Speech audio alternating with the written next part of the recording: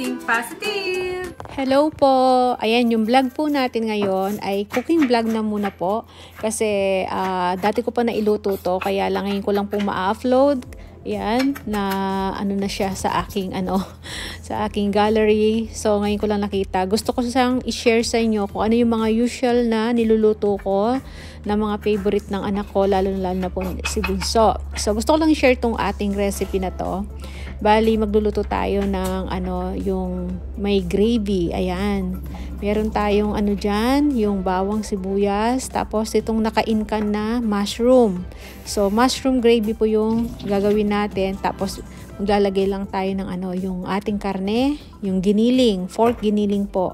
So, yung pork giniling na yan, nahugasan ko na po yan. So, papakuluan ko lang siya sa sariling tubig niya at para yung maalis yung kanyang tubig, tapos mag-iba na yung kulay. Pag nag-iba na yung kulay, ayan, isa-separate po natin yan. So, ganyan po yung ginagawa ko. So, hindi na kasi ako nagawa ng mga parang bola-bola ba. Tapos yung iba yung parang burger patty ba tawag doon. Yon. Kasi dati ganun ginagawa ko. So tinamad ako ng time na yan para direct na lang na lutuin yung giniling. Pwedeng beef or chicken, ganon. Tapos ayan, maglalagay tayo ng konting mantika at gagamit pala tayo ng dapat butter. Kaya lang star margarine yung inilagay ko kasi yung butter na meron ako dyan, konti na lang, gagamitin ko pa sa gravy. So, sinape ko na yon. So, ang nilagay ko na lang dito, yung star margarine. So, ngayon lang talaga ako, gumamit ng star margarine uli. Kasi, madalang akong gumamit ng star margarine kung pag nawawalan ako ng butter. Ayan. So, yun. Yan ang panggigisa natin sa ating bawang sibuyas. Tapos, yung ating naka-incan na ano ba tawag dito? Yung mushroom naka-slice, tsaka yung pork mince. So yan, nilagay na natin yung sibuyas. So unang-unang ginigisa ko yung sibuyas. Palambutin lang natin yan. Tapos isusunod natin yung bawang. So yan. So pag nagisa na natin yan, ilalagay natin yung ating mushroom na naka-can. Tapos, isusunod natin yung ating pork mince. So, yun. Igigisa-gisa lang natin. Bali, dyan ako maglalagay ng pampaalat. Maglalagay lang tayo yung garlic ground, tsaka yung black pepper na paminta. Yon. So, yan na yung ating naka-slice na mushroom. So, igigisa-gisa lang natin siya. Tapos, isusunod natin yung karne, yung pork mince natin. Yan, yung giniling. So, yung pampaalat natin kasi, pag gumawa tayo ng gravy. Kaya dyan, hindi ako maglalagay ng pampaalat. Kasi isasalin pa natin yan kapag gumawa tayo ng gravy natin. So, favorite talaga ni Bunso yan. Kahit na anong iluto kong karne, basta may mushroom gravy, gustong gusto niya. So, yan, naglagay na tayo yung black pepper. Tapos, yung ating garlic ground. So, yan lang. Yan lang yung mga nilagay ko. Walang asin, walang kung seasoning na pampaalat. Kasi, sa gravy nga tayo maglalagay. So, yan. Igigisa-gisa lang natin yan. Kapag naigisa na natin yan, pwede na nating isalin sa isang lalagyan. Separate natin. So, yan na nga. Napakuluan na natin ng isang beses. Madali lang naman lutuin kasi yung yung giniling. Tapos yung mushroom, okay naman na yon, luto na yon. So yan, isi-separate na natin yan. So after nyan, pwede na tayong gumawa na ng ating gravy. So yan, isasalin natin yan sa isang lagayan. Tapos magluto na tayo ng ating gravy. So yan lang, madali lang lutuin to. Ako pag natikman nyo to, magugustuhan nyo. Lalo na pag kinain nyo sa bagong lutong kanin, sarap niya. Kaya si Bunso gustong gusto yan. Hindi ko alam kung nakailang plato siya nung kumain siya 2 ata. Yan. Madaling maubos yung ulam na yan kasi si Bunso, binabalik-balikan niya. Tapos yan, magigisa na tayo. Gagawa na tayong gravy. So, ito yung butter na sinape ko. Para sa butter lang, para sa lang talaga yan, sa gravy. Kaya, hindi ko ginamit dun sa ating pagigisa kanina. So, ayan na.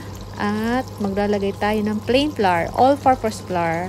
Bali, gagamit tayo dyan ng 4 tablespoon yan. 4 na scoop yan. So, yan. Tapos, tutunawin lang natin yan sa butter. I-dissolve lang natin hanggang sa matunaw siya. Basta halo lang ng halo para hindi siya matuyuan. Ayan. Matyaga lang sa paghahalo. So, ganyan ang paggawa ko ng gravy. Mas marami yung butter talaga para mas malasa. Tapos, after nyan, maglalagay na tayo ng beef cube. Ayan. Beef po yung nilalagay natin kasi mas malasa ang beef cube. So, yan. Kahit anong karning gamitin mo, basta beef cube po ang nilalagay ko. Tapos, lagyan din natin ng hot water. Pinakuluan ko na ng tubig yan kasi mas maganda para matunaw yung harina, hindi mamuo-muo. Bali, ang pagkakatanda ko, nilagay ko dyan 3 to 4 cups of water ata yan. Yan. Bali, kayo nang tumansya. Kapag sobrang lapot, dagdagan nyo yung tubig. Kaya ako, yan, tinatansya-tansya ko lang siya. Yan. Tapos, halo lang po tayo ng halo para hindi siya matuyuan. Basta pag nakita yung matuyuan, maglagay kayong tubig. Tapos, ayan, naglagay tayo ng konting soy sauce para gumanda yung kulay. Ayan, o diba? Pampaalat na rin kasi yan. Kaya talagang hindi ako naglagay ng pampaalat dun sa ating ginisa kanina. So, yan. Diba gumanda yung kulay niya? So, tapos naglalagay ako uli ng garlic ground. Yan, dyan naman. Para magkalasang may bawang siya, diba? So, masarap talaga yung na yan, gravy na yan. Tapos, naglagay din ako ng pinong-pinong black pepper. Ayan. Dapat yung pinong-pino para hindi halata na naglagay ka ng paminta. So, yan ang nilagay ko, pampalasa. Tapos, tinikman ko. Nung tinikman ko, ayan, okay na para sa akin. Kasi naglagay tayo ng beef cube, tsaka yung toyo. Kaya yun na yung pampaalat natin. Tapos, ilalagay na natin yung kinasa natin kaninang mushroom, tsaka yung pork mince. So, yun. Ganyan lang. Kung gusto nyo gumawa ng bola-bola or yung burger patty, ayan, pwedeng-pwede dyan. Ako kasi, na siya, kumbaga, wala na akong ginawang basta buong giniling, ayan. Ganun na yung ginawa ko kasi tinamad nga akong gumawa ng bola-bola eh. So, ayan, magkasama na dyan ang ating mga ginisa at yung ating gravy. So, yan. Palaputin nyo lang po yan. Tapos, okay na yan. So, ayan na siya. O, diba? So, tansyahin nyo lang yung niya kung anong gusto nyo, kung masyadong malapot or okay na yan, ganon. Tapos, yung lasa, tansyahin nyo lang po. So, para sa akin, isang kulo lang, isang kulo pa, okay na yan. So, yan. Ayan na yan. Gusto ko na yung texture niya para sa akin. Medyo malapot-lapot na siya. So, yan.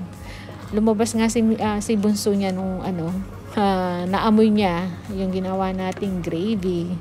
So, mabango kasi yan kapag nagluto ka ng gravy. So, yan, sarap niyan, oh. O, diba? Napaka-easy lang pong lutuin yan.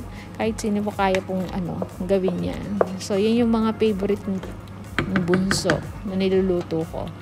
So, yan na. Okay na yan. Luto na siya. Tapos, yun na nga. Kakain na tayo. Ayan na. Konti na lang natira, oh. Nauna na kasi si bunsong kumain.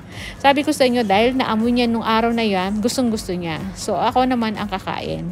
Yan. Bagong lutong kanin. Yan ang lalagay natin. Tatappings lang natin sa kanin natin. So, yan lang po yung vlog natin. Yung recipe na share ko sa inyo. So, maraming salamat. Kita-kita na lang tayo sa mga susunod naming video. See ya!